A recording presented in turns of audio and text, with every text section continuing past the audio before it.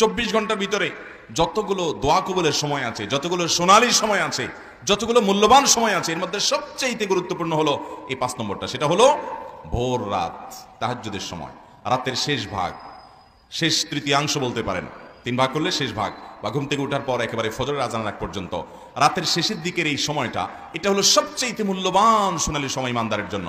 আপনার দোয়া আল্লাহর কাছে পৌঁছাতে চান, কায়মন বাক্যে আল্লাহর কাছ থেকে পাশ করাতে চান, আল্লাহর সবচেয়ে নৈকট্য অর্জন করতে চান, খুব বেশি আল্লাহর কাছে প্রার্থনা করতে চান, সিজদায় আল্লাহর কাছে বান্দার সবচেয়ে কাছাকাছি যেতে পারে। আর ভোর রাতের দোয়া, এটা বান্দার সবচেয়ে ইফেক্টিভ দোয়া হয়। এই দোয়া আল্লাহ তাআলা সাধারণত ফিরিয়ে দেন না।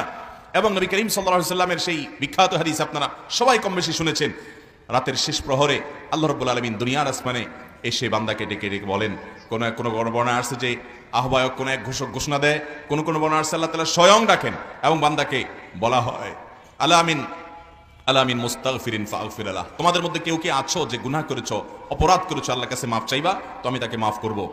আলামিন মুবতালান ফাওয়াফি আলাহ, তোমাদের কেউ কি অসুস্থ আছো, যাকে আমি সুস্থতা দান করব, অর্থাৎ আমার কাছে এটা চাইবা। এই জন্য ভাইরা আমার, ভোর রাতের এই সময়টাতে আল্লাহ তাআলার রহমতের দুয়ার খুলে দেওয়া হয়। আল্লাহ রাব্বুল আলামিন নিজে দুনিয়ার আসমানে নেমে আসেন এবং রহমতের ভান্ডার সবচেয়ে বেশি উন্মুক্ত হয়।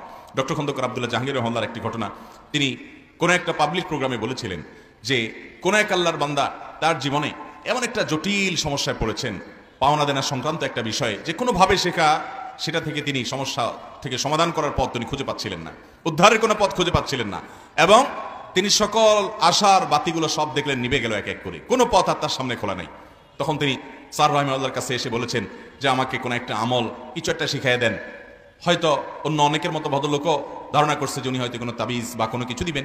স্যার রাহিমাহুল্লাহ বললেন যে তুমি ভাই ভোর রাতে গিয়ে আল্লাহ রাব্বুল আলামিনের কাছে 2 রাকাত 4 রাকাত তাহাজ্জুদের নামাজ পড়ে হাত তুলে কায়মনোবাক্যে দোয়া করবে, চোখের পানি ফেলে আল্লাহর সাথে তোমার মনের দুঃখগুলোকে খুলে খুলে বলবে, লম্বা সময় ধরে বলতে থাকবে, নিয়মিত এরকম প্রতিদিন বলতে থাকবে।